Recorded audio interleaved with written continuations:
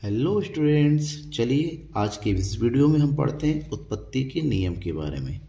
बहुत ही ज़्यादा important topic है क्योंकि आप अगर बीए फर्स्ट ईयर के स्टूडेंट हैं, ठीक है ना, ये आप अगर जो है क्लास 12th के स्टूडेंट है तो आपके एग्जाम में ये वाला क्वेश्चन आप पुराने पेपर के उठा के देखिए, बहुत ज़्यादा पूछा जाता है। उत्पत्ति के नियम एक्चुअली में ये परिवर्तनशील अनुपातों के नियम से भी जाना जाता है क्योंकि यह नियम उत्पादन फलन के अल्पकालीन उत्पादन फलन के अंतर्गत आता है। अल्पकालिक उत्पादन फलन मतलब एक ऐसी स्थिति जहां पर उत्पादन के कुछ साधनों को परिवर्तन किया जा सकता है जबकि उत्पादन के कुछ साधनों को स्थिर रखा जाता है, इसलिए इसको उत्पादन के परिवर्तनशील अनुपात का नियम कहा जाता है, ठीक है ना। और जब कुछ साधनों में परिवर्तन करेंगे, कुछ को स्थिर रखेंगे, इसमें उत्पादन में भी हमारा परिवर्तन होता है। अब उत्पादन में होने वाले परिवर्तनों के अनुसार इसको उत्पत्ति का नियम कहा जाता है, ठीक है ना।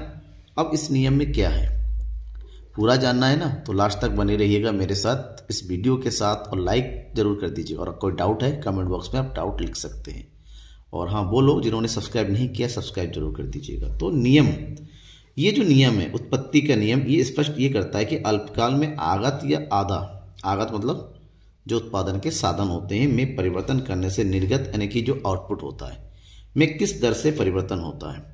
हमने जो साधनों का प्रयोग करना है उन साधनों के प्रयोग के द्वारा आपके उत्पादन में जो परिवर्तन होता है उसके अनुपात की बात करता है कि किस तरीके से परिवर्तन होता है, उस परिवर्तन की दर क्या होगी, उस परिवर्तन की मात्रा क्या होगी, उस परिवर्तन का रूप क्या होगा अगर हमने साधनों को बढ़ाया या साधनों को घटाया।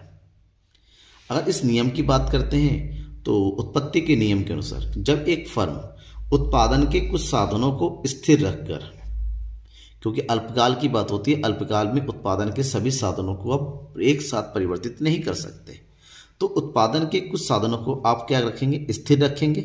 स्थिर मतलब जिसमें कोई परिवर्तन नहीं होता है, जैसे भूमि, पूंजी और साहसी, इसमें आप परिवर्तन नहीं कर सकते। अल्पकाल में रखकर अधिकतम उत्पादन हेतु अन्य साधनों जैसे श्रम, कच्चा माल की मात्रा में परिवर्तन करते हैं, तो सीमांत उत्पादन में पहले वृद्धि होती है, फिर स्थिर रहती है और अंत में घटने लगती है। इसका मतलब होता है एक ऐसी स्थिति जहां पर उत्पादन बढ़े, स्थिर रहे और घटने लगे। इस पूरे नियम को हम उत्पत्ति के नियम से जानते हैं, क्योंकि आपने अभी पढ़ा कि उत्पादन में वृद्धि होगी, स्थिर भी होगी और घटने भी लगती है। तो इसी कारण से इसमें उत्पादन की 3 अवस्थाएं आती हैं। 3 अवस्थाओं के नाम पर इसके 3 नियम बनाए गए हैं: उत्पत्ति वृद्धि नियम, उत्पत्ति समता नियम और उत्पत्ति ह्रास नियम। हमें पढ़ना है कि उत्पत्ति वृद्धि नियम क्या है, हमें पढ़ना है उत्पत्ति समता नियम क्या है, और हमें यह भी पढ़ना है उत्पत्ति ह्रास नियम क्या है। और एक्चुअली में जो हमारे आधुनिक, इसको बोलते हैं मॉडर्न इकोनॉमिस्ट, मॉडर्न अर्थशास्त्र के अनुसार उत्पत्ति ह्रास नियम को ही वास्तविक नियम कहा जाता है परिवर्तनशील का, यानी कि यही उत्पादन का परिवर्तनशील है जहां पर तीनों अवस्था एक साथ पाई जाती है, ठीक है। चलिए फिर भी हम तीनों को थोड़ा डिटेल से पढ़ते हैं, एक साथ पढ़ते हैं ताकि हमें पूरा कॉन्सेप्ट समझ में आ जाए। समझ रहे हैं ना बेटा? कोई डाउट तो नहीं है? डाउट है तो बेटा कमेंट बॉक्स में आइए, अपने डाउट को लिख के बताइए। तो आप इंतजार किस बात की कर रहे हैं? आप डाउट लिखेंगे, मैं तुरंत से उसका सॉल्यूशन आपको प्रोवाइड कर दूंगा, ठीक है। पहला नियम उत्पत्ति वृद्धि नियम, ठीक है। अब उत्पत्ति वृद्धि नियम क्या होता है? उत्पत्ति वृद्धि मतलब उत्पादन में वृद्धि होना, नाम से पता चल रहा है कि उत्पत्ति में वृद्धि होना। उत्पत्ति वृद्धि हम इंग्लिश में बोलते हैं लॉ ऑफ इंक्रीजिंग रिटर्न्स, मतलब अल्पकाल में किसी समय विशेष पर, अल्पकाल में देखिए हमेशा यहाँ पर अल्पकाल की बात होती है, अल्पकाल में किसी समय विशेष पर जब उत्पत्ति के कुछ साधनों को स्थिर रखकर, क्योंकि मैंने कहा अल्पकाल में उत्पादन के सभी साधनों को एक साथ ना बढ़ा सकते हैं ना घटा सकते हैं। यहाँ पर अल्पकाल में कुछ साधनों को स्थिर रखा जाता है। स्थिर मतलब कुछ साधनों को ना परिवर्तित बढ़ाया जाएगा ना घटाया जाएगा, स्थिर रखकर शेष साधनों को यदि बढ़ाया जाता है, शेष साधनों को अगर बढ़ाया जाता है उसमें कुछ और जोड़ा जाता है, तो इससे कुल उत्पत्ति, टोटल प्रोडक्शन, TU बोलते इसको, कुल उत्पत्ति में वृद्धि की गई साधनों की वृद्धि की तुलना में अधिक वृद्धि, यानी कि जितने हमने यहाँ पर साधनों को बढ़ाया उसकी कंपैरिजन में जो उत्पादन में वृद्धि होती है वो अधिक होती है। साधन तो आप बढ़ाएंगे ही, तो हम ये मान के चलते हैं कि साधन तो बढ़ाएंगे तो उससे उत्पादन में वृद्धि होगी। लेकिन अगर साधनों में अगर मान लीजिए आप 10% की वृद्धि कर रहे हैं तो उत्पादन में उससे ज़्यादा 15% की वृद्धि होती है, तो ऐसी दशा को हम उत्पत्ति वृद्धि नियम कहते हैं। क्यों? क्योंकि इस दशा में कुल उत्पादन बढ़ती दर से बढ़ती हुई होती है, यानी कि ऊपर की ओर चलती रहती है, और इस दशा में सीमांत उत्पादन और औसत उत्पादन दोनों ही बढ़ती है। एमपी और एपी दोनों ही बढ़ती है, ऊपर की ओर चढ़ती हुई नजर आती है। अगर हम कहें कि इसको ग्राफ के तौर पर भी दर्शाए कैसे देंगे, मान लीजिए श्रम ये उत्पादन के साधन है, परिवर्तनशील साधन है। उत्पादन के परिवर्तनशील साधन में अगर वृद्धि करते हैं 1 से 2, 2 से 3, 3 से 4, 4 से, तो देखिए उत्पादन में वृद्धि होती है और उत्पादन में ये बढ़ती हुई अनुपात में वृद्धि होगी। पहले जितना बड़ा अगली बार में वृद्धि ज़्यादा होती है। इसमें सीमांत उत्पादन भी बढ़ती हुई होगी और औसत उत्पादन भी बढ़ती होगी। जब इसको हम ग्राफिकल रूप में रिप्रेजेंट करेंगे सीमांत उत्पादन और औसत उत्पादन को ध्यान में ये रखना है कि वृद्धि नियम के अंतर्गत जो एपी और एमपी जो बढ़ने की दर होती है वो ऊपर की होगी। ये हो गया एपी और ये हो गया एमपी, यानी कि एमपी एपी की तुलना में अधिक तेजी से बढ़ती है। देखिए 150 210 और 150 180, यानी कि सीमांत उत्पादन में जो बढ़ने की दर होती है वो औसत उत्पादन से ज़्यादा होती है। ठीक है, अब बात ये करना है कि उत्पत्ति वृद्धि का नियम आखिर लागू क्यों होता है। ऐसे कौन से कारण हैं कि उत्पत्ति में जो वृद्धि होती है वो साधनों की कंपैरिजन में ज़्यादा हो जाती है। इसका कुछ कारण है। पहला, साधनों की अविभाज्यता। साधनों की अविभाज्यता, विभाजक मतलब जिसको हम बांट ही नहीं सके। ठीक है ना। श्रीमती जो रॉबिन्स थी, जो बहुत बड़ी अर्थशास्त्री थी अपने समय की, का विचार था कि यह नियम साधनों की अविभाज्यता के कारण लागू होता है। और अविभाज्यता मतलब क्या होता है, इनकी वर्गीकरण मतलब ये होता है कि साधनों को छोटे छोटे भागों में नहीं बांटा जाता है। मान लीजिए आप मशीन का प्रयोग कर रहे हैं तो मशीन को टुकड़ों में नहीं बांटेंगे, टुकड़ों में बांट देंगे, इसका कोई प्रयोग नहीं होगा। आप वहाँ पर जो मशीन की जगह कोई उपकरण यूज कर रहे हैं उसको भी टुकड़ों में नहीं बांट सकते। जब मशीन को टुकड़ों में नहीं बांट सकते तो एक साथ जो उत्पादन होता है वो बढ़ने लगती है। ठीक है। दूसरा, बड़े पैमाने की उत्पत्ति की बचत का होना। अगर आप एक साथ उत्पादन का पैमाना बड़ा कर रहे हैं तो उससे उत्पत्ति में बचतें होती हैं और उत्पादन स्तर भी बढ़ने लगता है। ठीक है। नेक्स्ट, श्रम विभाजन तथा विशिष्टीकरण। उद्योगों में अगर उत्पत्ति की वृद्धि की नियम लागू हो रहा है तो उसका कारण है कि हम श्रम विभाजन करते हैं, किसको कितना कार्य करना है, कितना करना है, कैसे करना है। ठीक है ना। इन सब के बारे में हम पहले ही विस्तृत, ऐसे में लोग अपने काम को अच्छे से अंजाम देते हैं और नतीजा प्रोडक्टिविटी का बढ़ना। ठीक है। और professor Marshall, Adam Smith, Shrimati Joan Robinson, इन सब ने जो है इस बात को स्वीकार किया है कि विशिष्टीकरण और कार्य विभाजन से हमेशा उत्पादकता में वृद्धि होती है। तकनीकी मितव्ययिता। तकनीकी मितव्ययिता का मतलब होता है कि अगर आपकी जो तकनीक है उस तकनीक का प्रयोग करके आपकी लागत में कमी हो रही है, तकनीक के पीछे का खर्चा कम हो रहा है, तो ऐसे में भी उत्पादन बढ़ेगा। लास्ट में नवीन आविष्कार, उत्पादन के तकनीकों का नवीन होना। आपने नए नए तरीके ईजाद किए, नए नए उपकरण ईजाद किए प्रोडक्शन के लिए, ऐसे में आपकी प्रोडक्टिविटी बढ़ती चली जाती है। समझ में आ गया। ये तो कुछ कारण थे जहां पर उत्पत्ति वृद्धि नियम लागू होता है। ओके, तो आगे बढ़ते हैं। सेकंड, उत्पत्ति समता नियम। समता मतलब समझते हैं ना, समान, एक जैसा। एक ऐसा नियम जहां पर उत्पत्ति में जो वृद्धि होती है एक समान दर से होती है। यूं कहें कि एक ऐसी अवस्था जो उत्पत्ति वृद्धि की अवस्था के बाद प्राप्त होती है। पहले ही जब उत्पत्ति हमारी बढ़ती हुई अवस्था होती है तो बढ़ती बढ़ती एक टाइम ऐसा होता है कि उत्पादन में बढ़ना बंद हो जाता है और ये अपनी जगह पर रुक सा जाता है। तो ये रुकने वाली जो स्थिति होती है इसको बोलते हैं स्थिर स्थिति, और इसी को उत्पत्ति समता नियम नाम दिया गया है। इस नियम के अनुसार उत्पादन की मात्रा उसी अनुपात में बढ़ती है जिस अनुपात में साधन बढ़ाए जाते हैं। मतलब 10% साधनों में वृद्धि होती है तो उसके कंपैरिजन में उत्पादन की मात्रा में भी 10% की ही वृद्धि होती है। आपने जितना साधन घटाया या आपने जितना साधन बढ़ाया उसके अनुपात में उत्पत्ति में भी उतना ही परिवर्तन आता है। साधनों को 10% से बढ़ा रहे हैं तो आपके उत्पादन में भी 10% की वृद्धि होगी, ठीक है ना। अब जब दोनों में समान वृद्धि होती है, ऐसी स्थिति में उत्पादन मात्रा भी आपकी समान दर से बढ़ती चली जाती है। समझ में आ गया आपको? जब उत्पादन में समान दर से वृद्धि होती है, इस कारण जो सीमांत उत्पादन है और औसत उत्पादन होता है, दोनों ही क्या होते हैं? समान होते, एक जैसे होते हैं। यानी कि that means AP equal to MP, ये दोनों आपस में क्या होंगे? बराबर होंगे। कैसे? देखिए, ये उत्पादन के साधन है, बढ़ा रहे हैं और कुल उत्पादन में भी वृद्धि हो रही है, 150, 300, 450, 600, लेकिन जो बढ़ने की दर है वो एक समान। कैसे पता चलेगा? MP निकाल के। MP निकालना आता है ना। MP कैसे निकालते हैं? MP बराबर होता है TPN माइनस TPN माइनस 1। जिस इकाई का MP निकालेंगे उस इकाई के TP में से उससे ठीक ऊपर वाले TP को माइनस कर देंगे।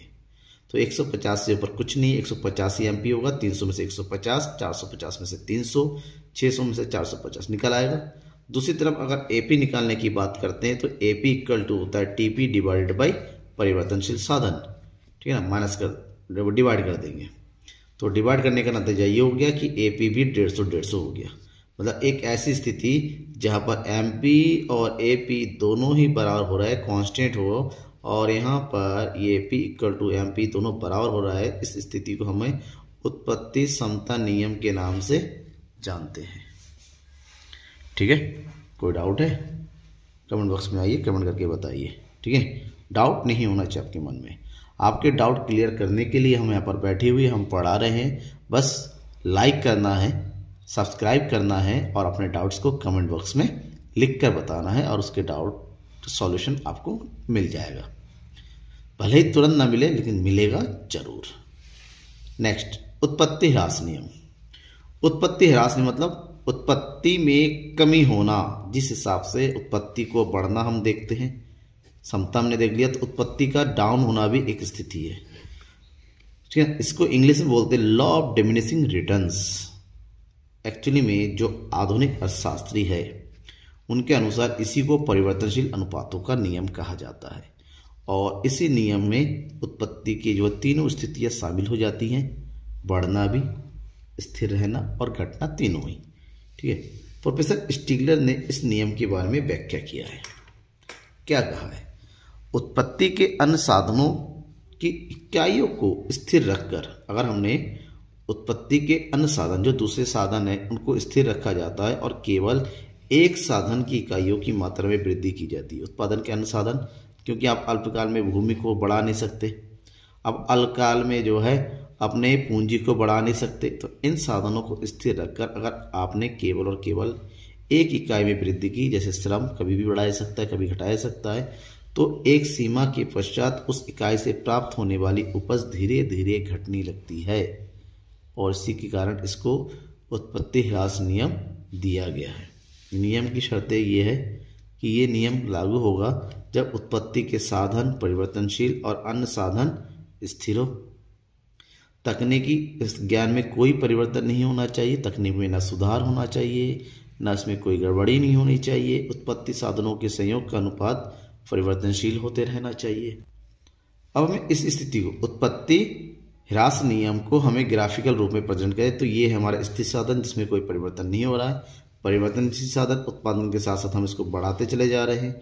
ये है कुल उत्पादन। कुल उत्पादन से हमने औसत उत्पादन की गणना कर लिया और फिर हमने सीमांत उत्पादन की गणना कर ली। बेसिकली कोई भी कैलकुलेशन ना आपका सीमांत उत्पादन से ही हो सकता है।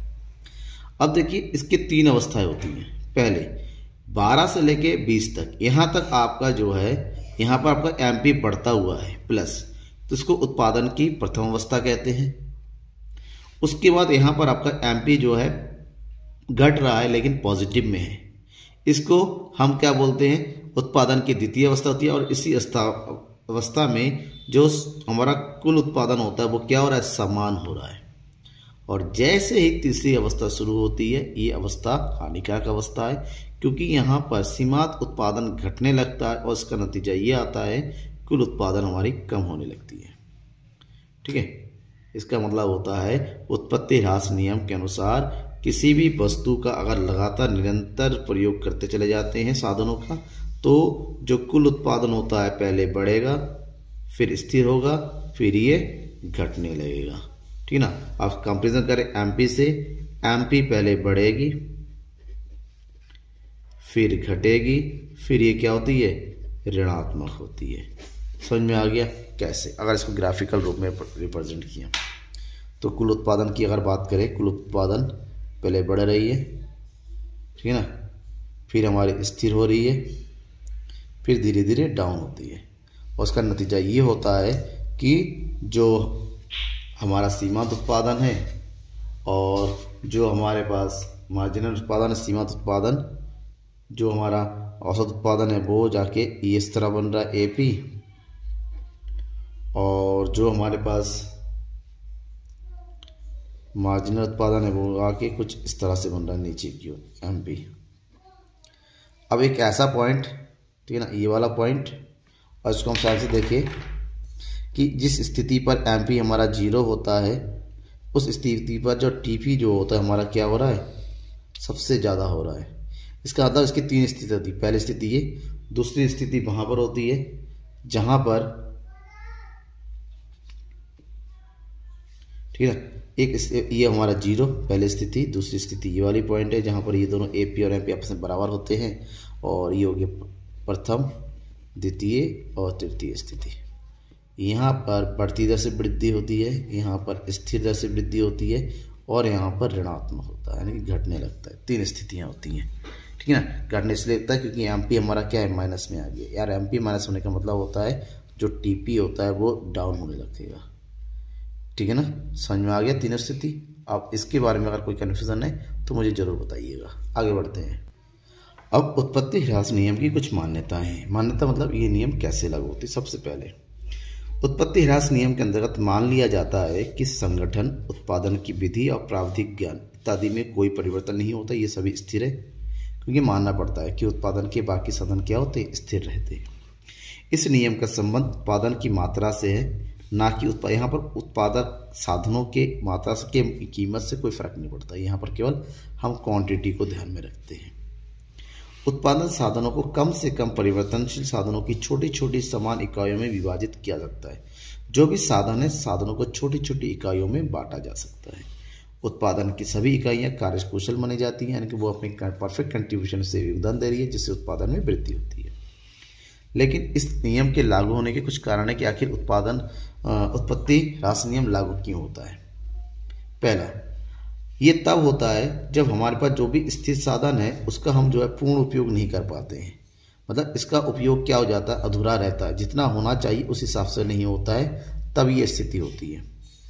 साधनों की, जब हम अपने साधनों को अलग अलग प्रकार में, अलग अलग ग्रुप में या अलग अलग यूटिलिटी में बांट नहीं सकते, ठीक है, जब साधनों को बांट नहीं सकते, किसी दूसरे कार्य में ये प्रयोग होता नहीं, ऐसे में उत्पादकता में कमी आने लगती है। साधनों की सीमित, हम सबको पता है हमारे पास साधन सीमित है, तो जिस हिसाब से हमारा उत्पादन होना चाहिए उस हिसाब से हमारे पास साधन सीमित होते हैं। और सीमित साधनों का नतीजा है कि एक बार में हम बढ़ा तो सकते हैं, लेकिन धीरे धीरे उत्पादन के अनुसार उसमें कमी आने लगती है। अनुकूलतम आकार के बढ़ जाने पर, ठीक है, अनुकूलतम आकार के बढ़ जाने का मतलब होता है कि जब कोई फर्म अपनी क्षमता से अधिक उत्पादन होने लगता है तो ये नियम लागू हो जाता है। क्यों, जब अपनी क्षमता से अधिक होता है तो अधिक तो होगा, लेकिन धीरे धीरे बाद में जाके उसकी क्षमता में गिरावट होने लगती है, और हो सकता है कि मशीन वगैरह खराब होने से उत्पादकता ऑटोमेटिक डाउन हो जाए। और लास्ट है उत्पादन साधनों का पूर्ण स्थापन। जो भी हम उत्पादन के साधन का प्रयोग करते हैं उसका एक पूर्ण स्थापन नहीं होता कि उसकी जगह किसी दूसरे साधनों का प्रयोग किया जा सके। अगर ऐसा नहीं होता है तो उत्पादन तो बढ़ेगा, लेकिन धीरे धीरे फिर ये घटने लगता है। ठीक है, कोई भी डाउट है आपको इस टॉपिक में मुझे ज़रूर बताइएगा, मैं आपके डाउट को पूरा क्लियर करने की पूरी से पूरी कोशिश करूँगा। Thank you. शेयर कीजिए ज़्यादा से ज़्यादा अपने दोस्तों के बीच में।